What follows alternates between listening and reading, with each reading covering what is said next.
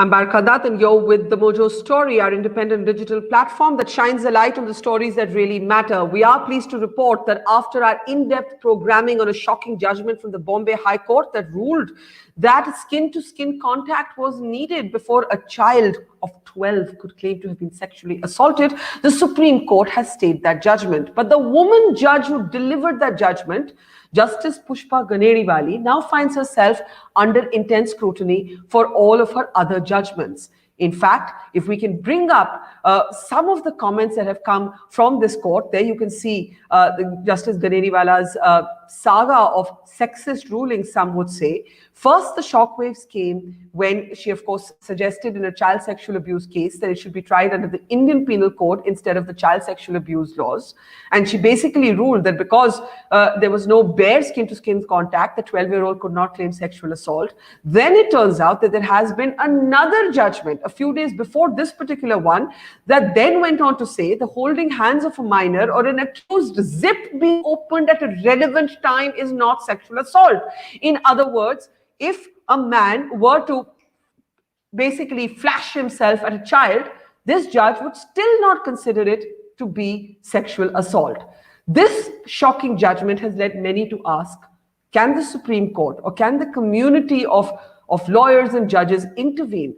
Should this lady be allowed to continue on the bench? I realize as I say this that I could be opening myself up to contempt of court. But the fact of the matter is, how can you have such a sexist judge on the bench? To understand what might be the best way to actually respond to some of these judgments, we're joined by Justice Anjana Prakash, who is, of course, a retired judge herself. Welcome to the program, ma'am. I just want to ask you, when you read the details of what Justice Pushpa has said, what is the first thing that you thought? Because there's an expectation that if we had more women on the bench, we would have more gender-sensitive verdicts. That's clearly not happened with this particular judge. I don't know. Maybe this demand is warped. I don't know. It doesn't take a woman to be extra sensitive to any issues. I think it's just, a genuine human being which makes all the difference, irrespective of the gender. Actually, before starting, I would like, to explain the entire scheme of POCSO, so that everybody is, better educated about it without commenting upon the judgment. Okay. Okay. Let me explain, what happened was with POCSO, the act covers 4 categories, or I would say 5 categories of assault. Okay, the first is section 3. It says that penetrative sexual assault. Now, penetrative sexual assault, obviously, by the word as the word indicates, it's penetration. Then section 5 is aggravated penetrative sexual assault. Now, aggravated penetrative sexual assault would mean, that all those persons who have a certain kind of power over the person concerned commits this act, it would be aggravated. The act would be aggravated. Okay, it's just like, in 376 IPC, what had happened was that initially, after that Bhavri Devi case, it came like that actually people who are custodians of, women or somebody who is powerless, they tend to exploit them. So 376, certain amendments were incorporated, whereby the act was aggravated if you were the superintendent of a hospital or the jail or the police superintendent or, so on and so forth. In the hospital, there were other things, when you're in a remand home, etc. So that then the punishment got aggravated. Now, similarly, here also, what they have introduced is aggravated penetrative sexual assault, whereby, whoever is in control of a minor commits these sexual assault, penetrative sexual assault, he is given a grievous sentence. Now, the third one is sexual assault. Now, this section 7 is interesting because there is a minor difference which we must understand. Sexual assault is whoever with sexual intent touches the vagina, penis, anus, or breast of the child, or makes the child touch the vagina, penis, anus, or breast of such person or any other person or does any other act with sexual intent which involves physical contact without penetration is said to commit sexual assault. So section 7 makes it clear, that there has to be a physical contact. But there But was, ma'am. There was. uh, This child's breasts were no, groped. no. We're not talking. No, 1 minute. I'll come to the facts later. No, this is not about the touching the breast of the child. We are Okay. talking about another incident where the child is taken by this adult into a room and his zipper is open. So we're Yeah. talking about a case. Barkha, Yeah. let's be clear. I'm not Yeah. on the merits of the case. I'll come to that later. Now, this Okay. is sexual assault. Now, the other one is aggravated sexual assault. Once again, it gets aggravated when it is within the limits of the police station or station house, or when the person is admitted in the hospital, or in the armed forces, etc. Then it becomes aggravated, and the punishment is also aggravated. After Mhm. this, sexual harassment. Okay, Yeah. sexual Yeah. harassment, this is important. Section 11, a person is said to commit sexual harassment upon a child when such person with sexual intent utters any word or makes any sound or makes any gesture or exhibits any object or part of the body with the intention that such word or sound shall be heard, or such gesture or object or part of body shall be seen by the child. I'll stop here. This is, Yeah. sexual harassment. So there are, minor differences. There are shades of differences, where sexual harassment could become sexual assault. Here, this person was convicted by the trial court for sexual assault under Section 8 and under Section 10. And the High Court said that no, under the circumstances when there sexual assault. It is Yeah. sexual harassment as defined under Section 11. Because the facts of the case here is that this man was leading the girl. The accused was holding hands of the daughter of the Yeah. complainant and taking her into a room while the zipper of his trousers was open. So the indication was, that he was taking her with an intent to do something to her. The act had not happened, but the actual act had not happened. So this was an attempt of, now the point is that this bundle of facts, what would it come under? How would you define it? There But are four ma'am, shades of may gray. I ask a question now? You've explained the law, you've Sure. explained it technically. I'm sure that's what a judge has to do. I think of a 12-year-old child. In both cases, we're talking about minors. In one case, this particular judge is saying that a man unzipping his trousers before a child is not sexual assault. In another case, she's saying that the breast can be pawed by a 39-year-old man of a 12-year-old girl, and it's not sexual assault because her blouse was not off and his skin was not against her skin. This is a highly technical way to look at sexual abuse, one. Two, why would a judge not choose the higher punishment rather than the lower? Why would she apply the Indian Penal Code, call it molestation, and then call it a minor offense? I'm No, sorry, but no, I'm no. unable to wrap my head around this. No. See, the point is, it's not a minor offense or a graver offense. What we need to understand is that in criminal cases, all the application of the code will depend on the bundle of facts. Here, I'm talking only about this case. I'm not talking about the previous case, Barkha. Let me make it clear. Okay. Okay? So this case is concerned the act of the man taking this girl into the room, holding her hands with his Yeah. zipper open, whether it would come under sexual assault or whether it would come under sexual harassment. That was the Yeah. issue for the judge. Now the judge said, looking into the act, she said it was sexual harassment. Section 11 defines it like this. That's how it Okay. is. Okay. One So thing you I are must say, disputing Barkha, the other what thing, would you see, have done? I'm a defense Can I lawyer. I'm a criminal lawyer. I'm a yeah. criminal lawyer. Yeah. Okay.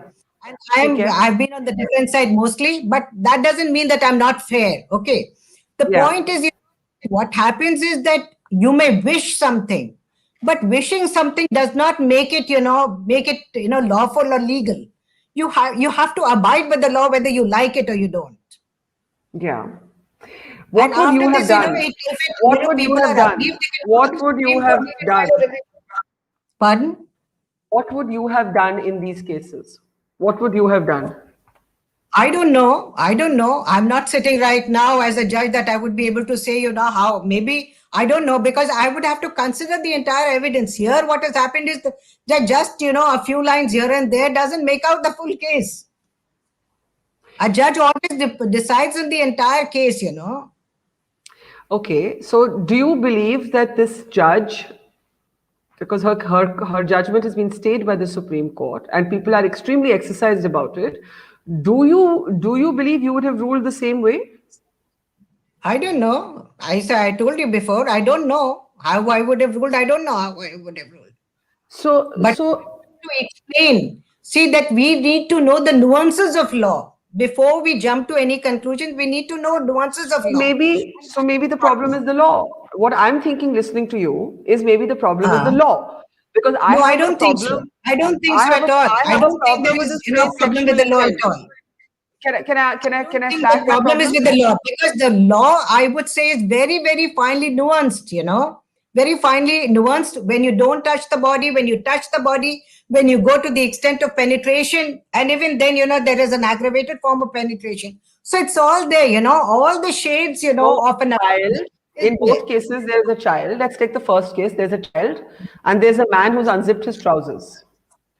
In by the law, this is not sexual assault. This is sexual harassment. This is the definition. That's what I'm trying to tell you. It is defined under Section 11, and therefore I took care to read it out to you that it Yeah. says, you know, that utters any word or makes any sound or makes any gesture or exhibits any object or part of body with the intention that such word or sound, the object or part of the body shall be seen by the child.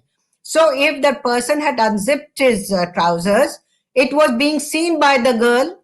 And then, you know, this sexual harassment as defined under Section 11, as the judge has said, you know, that this would come into play. So, you know, the point is that, again, I'm saying that if this is a long judgment, there is always a remedy after this. You know, you can go to the Supreme Court.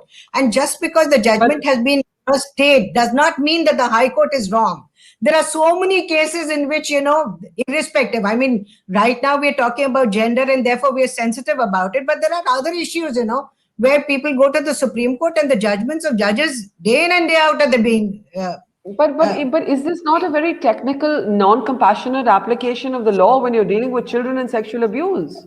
It no, seems no, so but here, theoretical. It seems so theoretical and pedantic and academic to me. All I can think of is a 12-year-old child who has a man stripping in front of her, who's going to be haunted by that for the rest of her life, who may never actually recover from that moment. And should the judge not be thinking that instead of calling what happened a minor offense and then trying it no, no, under the no. Indian Penal Code?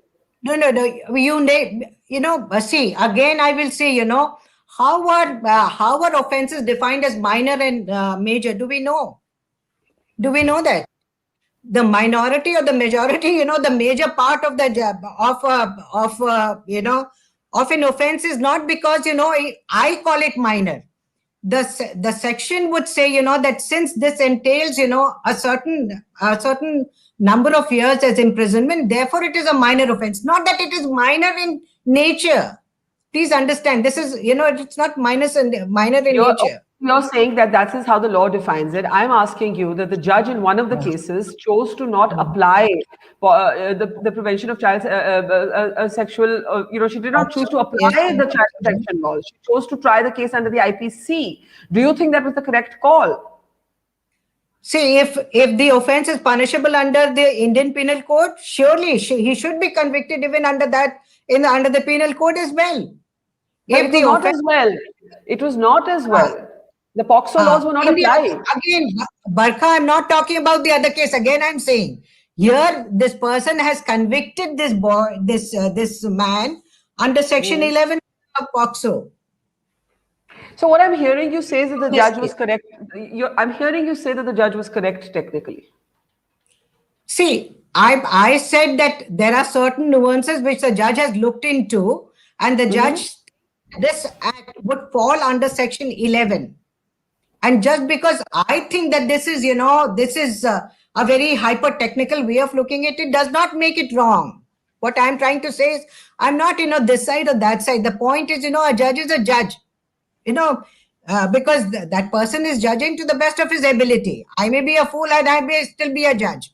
But the point is, you know, yes, absolutely, you know, people think, you know, judges are absolutely infallible beings. You know, please get this Obviously, out. they are. Obviously, judges cannot be equal. When you come from the same world as us, dispel this notion, and only then fall in line, are and infallible. they become like human beings. Okay, let me ask you finally, what do you think should happen? These cases, every judgment of Justice Pushpa Ganediwala is now under immense scrutiny. Every judgment of hers is going to be pulled out and looked at for potential misogyny. How might you have been responding if you were in her position? I would think that this is very unfortunate. This is very unfortunate. I would think both sides, even from the judge's point of view and from the High Court, the establishment point of view, both sides. I mean, it's unfortunate. If a judge is under scrutiny for the judgments that he or she is delivering, I'm sorry, that this is a very sorry state of affairs. And you don't think the laws need re-examination? If indeed Justice Pushpa has been technically correct, you think the laws are just fine? I don't think so. I don't think so. And you believe that judges should be hyper-technical and not think about that little girl and the 39-year-old man, or the minor and the man unzipping his trousers. It's not a question of looking, sympathetically towards the girl. It's not this. The victim is a victim, irrespective. You may think, there are special laws, obviously, where scheduled castes are concerned, where, children are concerned, where other, categories are concerned. There are special laws that, that empower them, I would say, not only protect them, they empower them.